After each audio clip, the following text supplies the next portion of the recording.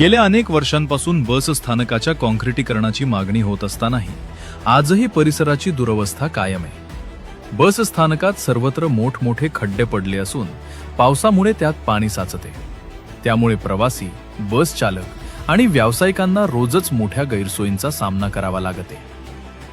बस स्थानकाच्या चारही बाजूंनी रिक्षांचा गराडा असल्यानं एसटी बस चालकांना वाहन चालवताना मोठी कसरत करावी लागते। खड्ड्यांमुळे अपघाताचा धोका दिवसेंदिवस वाढत असून एखादी मोठी दुर्घटना घडल्यावरच प्रशासन जागे होणार का, असा प्रश्न नागरिक विचारत आहेत। 8 महिन्यांपूर्वी बस स्थानकाच्या काँक्रिटीकरणासाठी निविदा प्रक्रिया पूर्ण झाल्याचा दावा करण्यात आला होता, मात्र आजही प्रत्यक्ष कामाला सुरुवात झालेली नाही।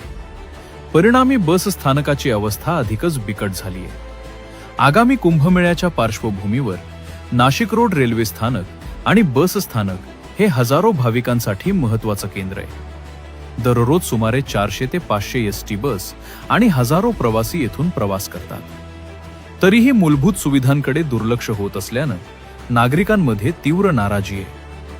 अनेक राजकीय पक्ष आणि सामाजिक संघटनांनी निवेदनं देऊन आंदोलनाचा इशाराही दिलाय। तरीही प्रशासनाकडून कोणताही ठोस निर्णय होत नसल्याचा आरोप केला जातो।